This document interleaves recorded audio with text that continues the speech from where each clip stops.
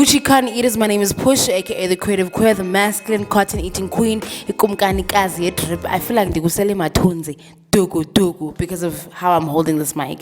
But it's because I need the sound to be crisp and clear so that for your viewing pleasure actually. So anyway, my name is Push, aka the creative queer, the masculine cotton eating queen, and welcome back to yet another video. So today I'm doing a Q&A. I asked you guys on my Instagram to ask me a couple of questions, pick my brain on something.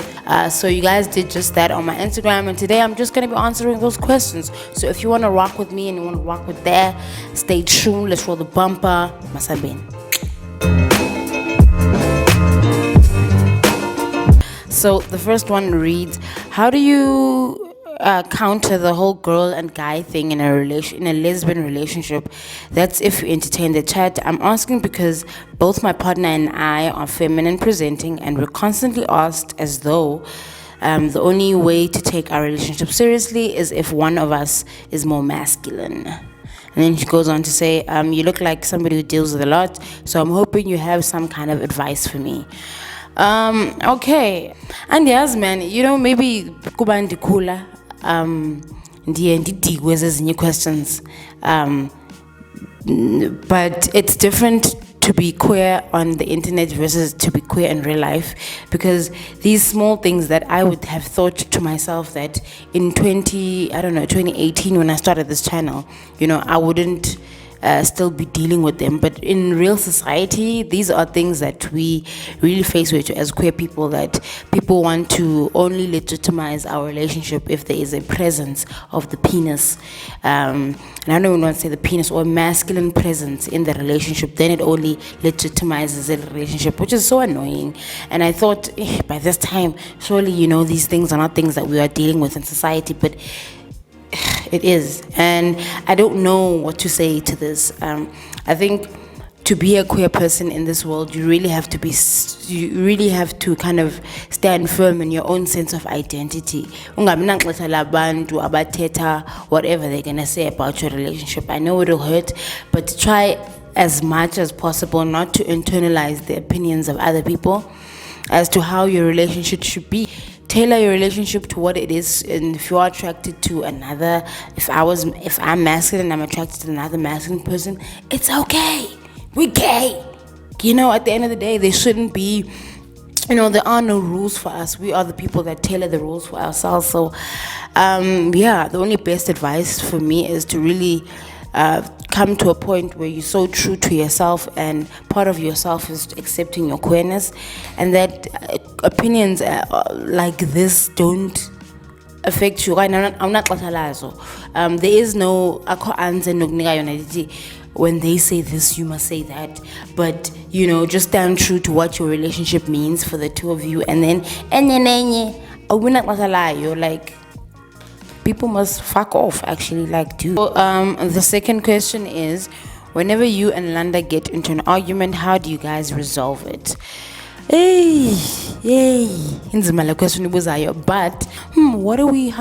how do we solve it? So for me, one of the things that I do whenever in an argument, depending on who, it actually doesn't even matter who's wrong in the scenario.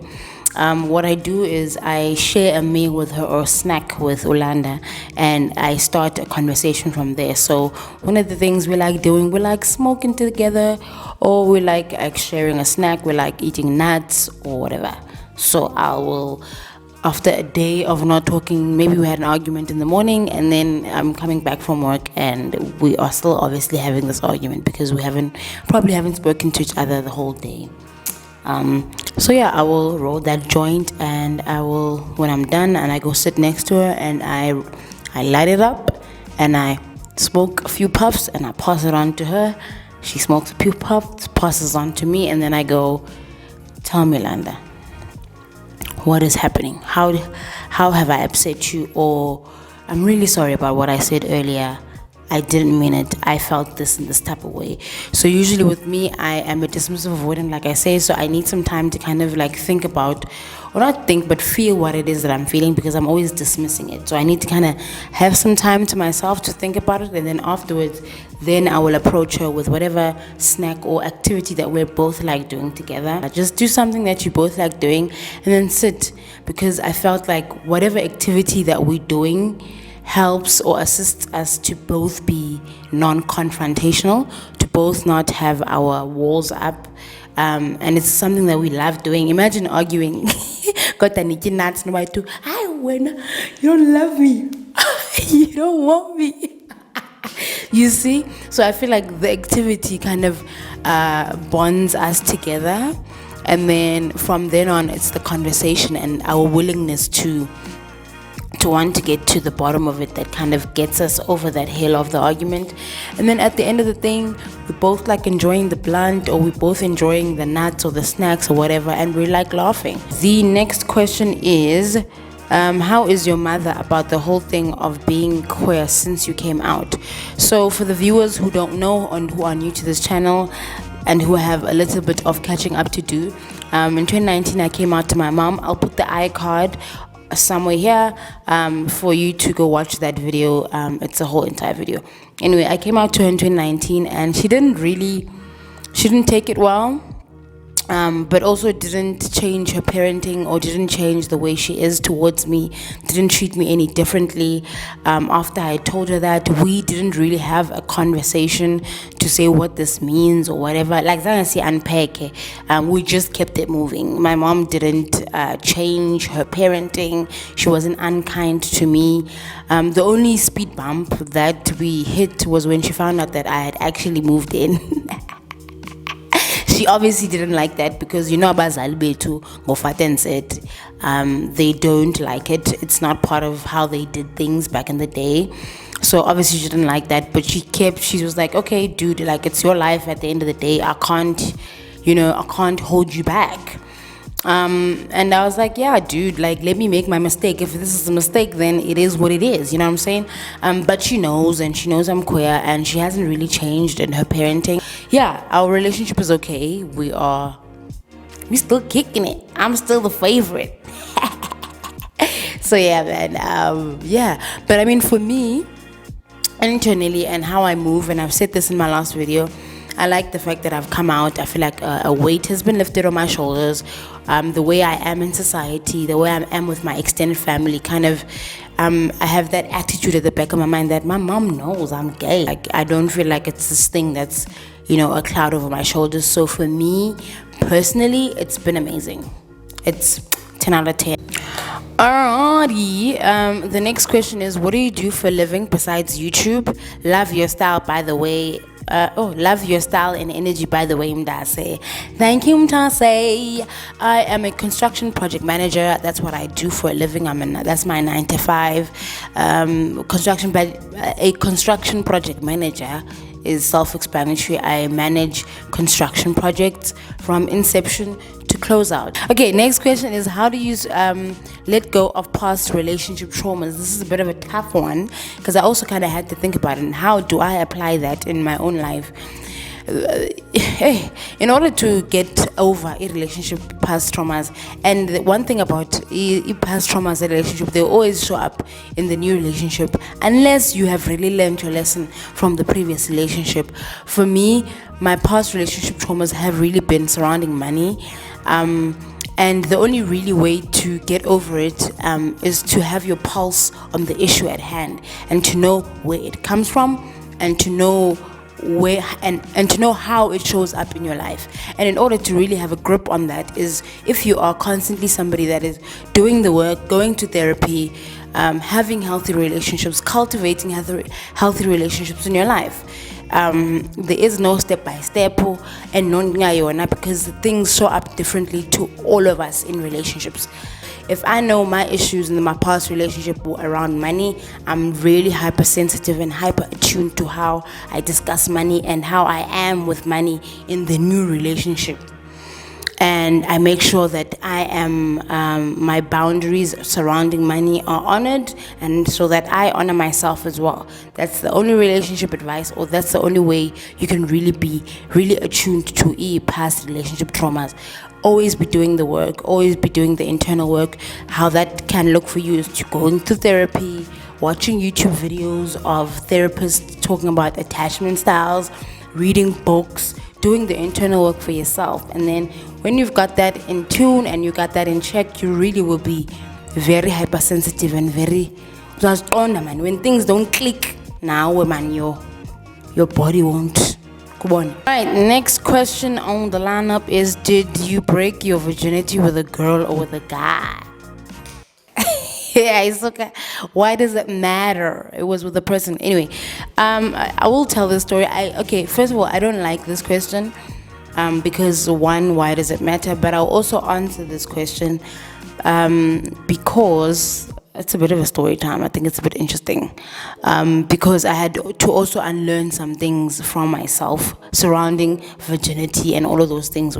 So my first sexual experience and first orgasm was with a girl. Thank God. It was with a girl, but at the time I didn't acknowledge it as having sex because there was no presence of a penis. And this was because I was steadfast in my Christian ways and my Christian values, and I knew at the time that I was I very much liked women, and I didn't want to acknowledge that, and I didn't want to call it what it is. So I used to really kind of massage the language and really call it not having sex because it's with a girl, and because there is no penis, it doesn't really count as having sex. But in essence, my first sexual experience and the person who gave me my first orgasm was a girl. All right, next question is women of color that inspire you and why. At the top of my head, Jade Fox. I'm really inspired by Jade Fox, what she has done with her YouTube channel. I used to watch Jade Fox back in the day in this varsity while I was still in the closet. I used to watch Amber Rose. Amber's Closet. I used to watch Jade Fox was one of them. I used to watch Arifix, who's now transitioned. I used to watch a lot of American YouTubers, who looked like me, and those were the people that really kind of inspired me into getting into the YouTube space. So definitely with Jade Fox, and especially where I'm watching her channel and watching her sort of her creative career go, she's really inspiring. Another woman of color that inspires me locally is Karabo Poppy. Karabo Poppy is world renowned, in fact, world renowned illustrator, street artist, really stays true to the authentic South African kind of flavor to her illustrations. And I like the fact that she's also queer. I love her style, I love her swag. Really somebody that's really inspiring and doing big things. Another person of color that inspires me is my girlfriend, actually. Shout out to Yolanda. Yolanda is somebody that is a hustler, somebody that, knowing it behind the scenes of the work that she does and who she is, man, really is inspiring. Who else am I inspired by? Because I take inspiration from different people for different reasons, but I think now that in the framework of creativity and content creation and whatnot, those are the two people that I can think of that are really inspiring me towards the creative career that I'm trying to build. Next question is, where do you usually do your shopping? I like your style. It's a frequently asked question. Where do I get my clothes? I shop at your normal retail shops in South Africa. Your Cotton Ons, your The Fix, your Zara, your Factory, your Mr. Price. What else? Yeah, your Woolworths as well. So yeah, I shop at those shops, your typical shops. But what I also do, obviously, is I shop in both male and female sections. Our core section, and I leave no stone unturned, and I do also a lot of thrifting. That's why I have a lot of unique items in my wardrobe, and that's what I love about thrifting, because it gives you those unique, one-of-a-kind experiences in terms of a shopping yako. Nobody will have the item that you have, that you styled. Yeah, that's where I shop. Will you ever sell your old clothes? I do. In fact, I don't sell my old clothes. I usually just give them away. I think it's a culture in the Funde Ekaya where after a while we take all our clothes that we don't wear and we just give them away. I've done that. A lot of my feminine wardrobe I've given it away to my younger sister. I've given some things to Landa as well, and some I just give them away. I just go find somebody, like the street vendors that sell clothes and that sell thrifted clothes. I just give it away. Unless I feel like it's a designer item, then I'm probably gonna sell it. But I usually give them away. Next question. In fact, I think these are the last two questions. How many siblings do you have? I am the middle of three children. I have a younger and an older sister. So yeah, that's my setup. I'm the middle child who has middle child syndrome. The last question is, what did you study? I went to University of Cape Town. I studied a construction studies undergraduate degree, and then I did a postgrad in construction management. Yeah, that's what I did. All right, I think those are all the questions that I have for today. Thank you so much for watching, and I hope you really enjoyed this video. To the new subscribers, I hope you guys got to know me a little bit well. If you have any other questions, do put them in the comment section and I'll probably attend to them in the next video. And the road to 5k, we are still climbing, and hopefully by the time I drop this video, we'll be on 5k, or maybe soon after that video we'll be on 5k. But thank you so much for watching, man. For the love and support. Peace in the Middle East.